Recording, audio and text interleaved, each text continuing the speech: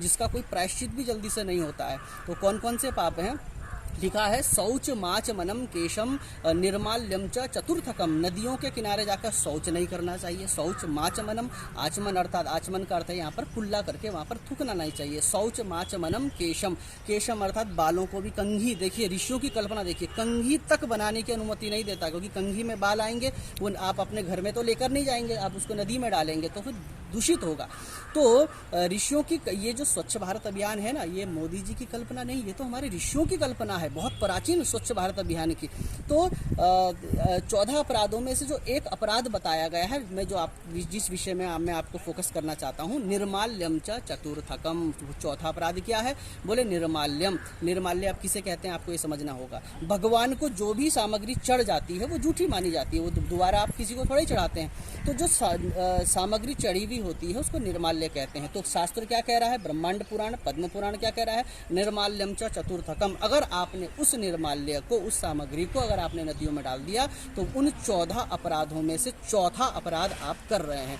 तो इसलिए मेरा विनम्र निवेदन हमारे हिंदू भाइयों से, आप जागरूक हो जाइए। आप केवल पूजा पाठ का विस्तृत बृहद उसका अर्थ समझिए। और वैसे तो जो सामान्य नदी होती है भाई साहब, सामान्य नदी को भी सम्मान करना चाहिए। जल तो कैसा भी है, हमारे पूरा प्राचीन लोग कहते थे ना, अरे जल टपक रहा है भैया, जल्दी प्लम्बर को बुला लो। क्यों? क्योंकि वो अपशगुन माना जाता है। एक एक बूंद की कीमत हमको ऋषियों ने बताई। तो अब यहाँ पर जो ये नदी है, ये तो सामान्य नदी नहीं है। इसका अगर आप इतिहास जानेंगे तो गौतम कुंड चंद्रबनी आइसबीटी के पास से ये नदी निकलती है। और क्यों निकलती है?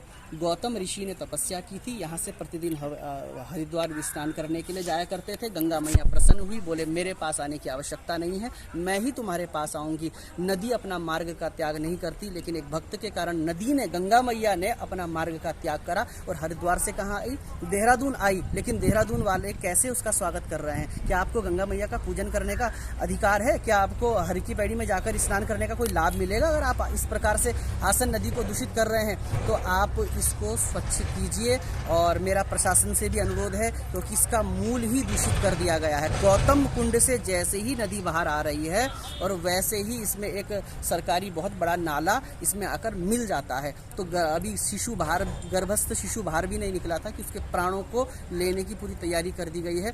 तो आप सभी बहुत जागरूक हों और ये बहुत बड़ा धर्म का कार्य है। मैं आपसे एक निवेदन और करना चाहूँगा, आप घर में धूप बत्ती जलाएं या ना जलाएं, सुबह पूजा पाठ करें ना करें, लेकिन पहले प्रकृति ही भगवती है, पहले इसका सम्मान करें, यही आपकी सच्ची पूजा होगी। और पुनः एक बार इस टीम को बहुत बहुत धन्यवाद। राधे राधे। धन्यवाद।